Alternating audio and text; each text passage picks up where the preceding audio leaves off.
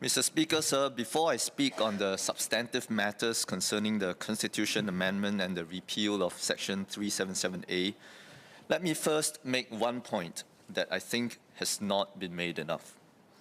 And this is the fact that the debate that we are having here yesterday and today in this House is a milestone, a huge milestone for our evolving democracy. It reflects the political leadership of a government and a parliamentary majority who have resolved to rise to our duty, not abdicate from our responsibilities, and find the political courage and gumption to confront the difficult issues head-on.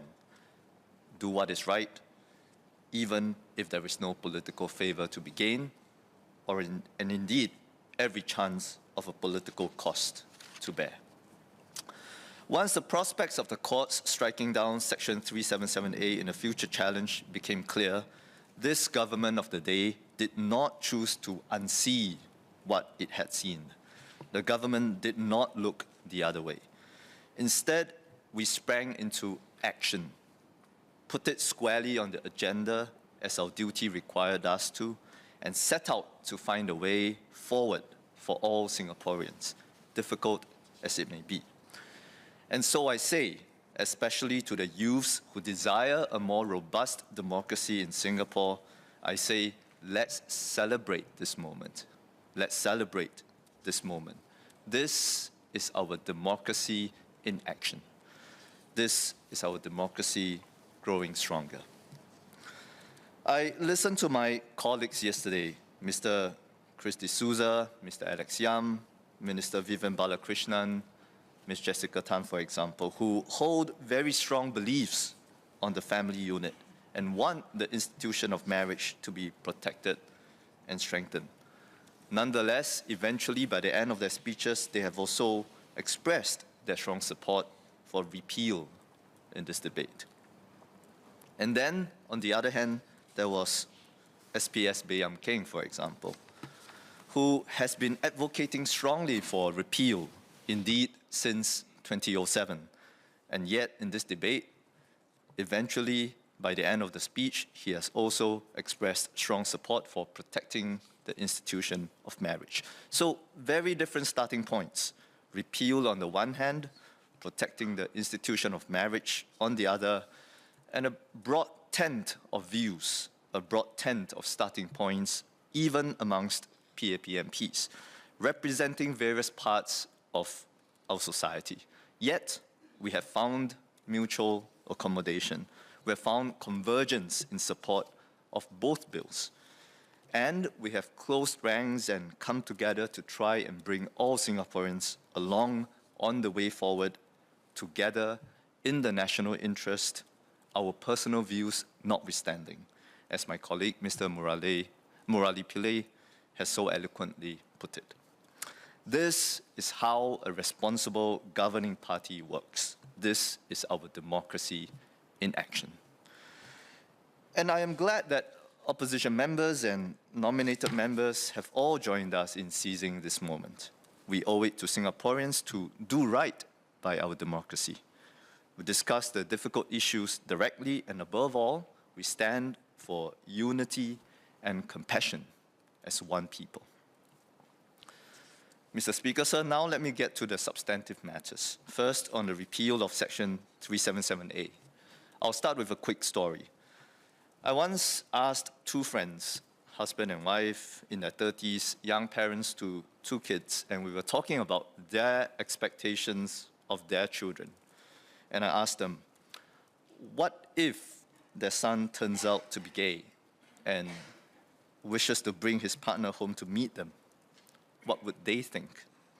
Without missing a beat, they replied me, they cannot even begin to contemplate and imagine such a scenario. Now, I don't think they belong to a minority of young parents today. Far from it.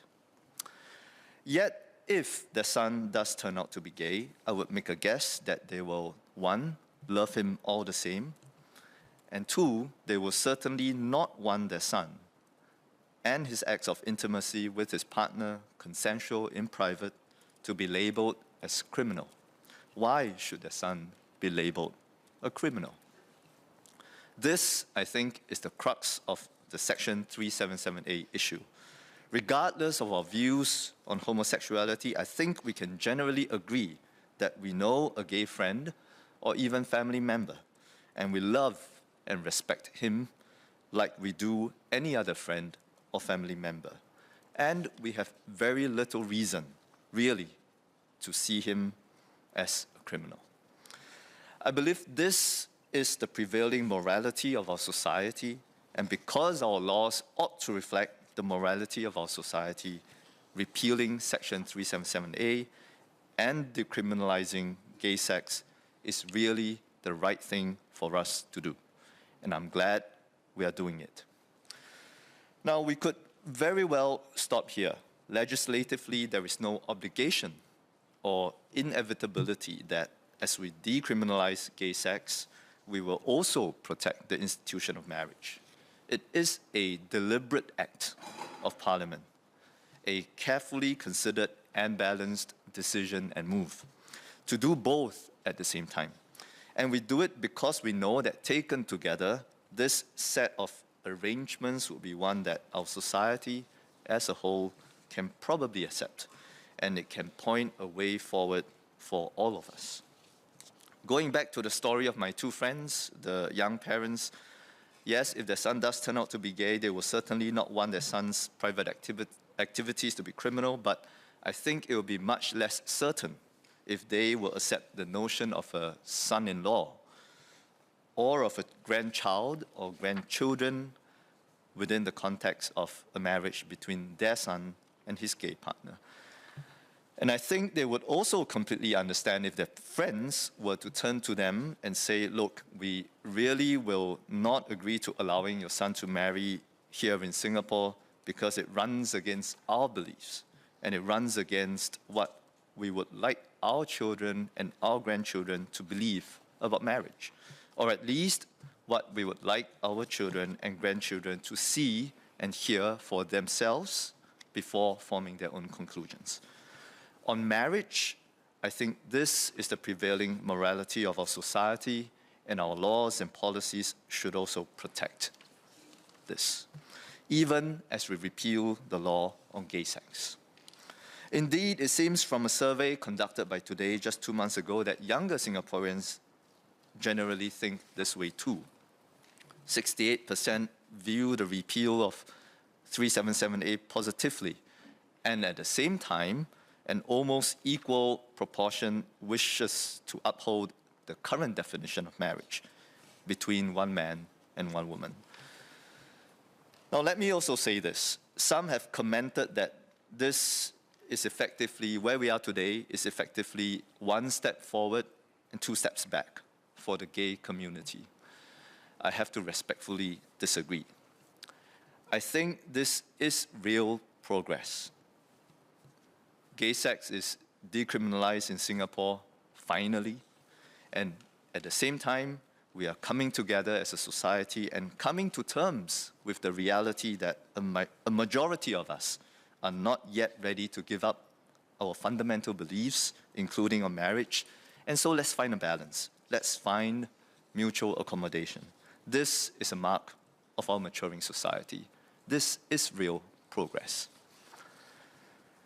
Now, some, on the other hand, have characterized the repeal as a capitulation by the government and society at large to the relentless campaigns and militant advocacy of some gay rights activists.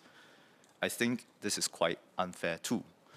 I believe instead that this change is about all of us, our society as a whole, maturing, progressing organically. Change takes time, and this change has taken quite some time.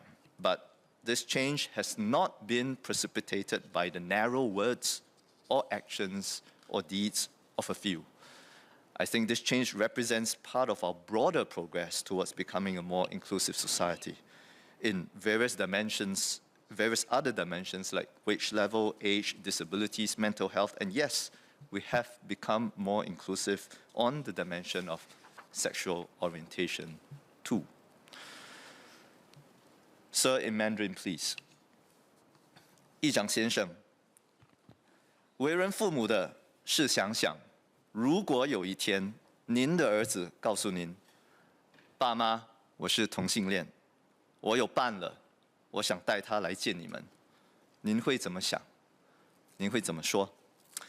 这或许是很纠结、很令人折腾的一个设想，我也不愿任何为人父母的会经历这样子的考验。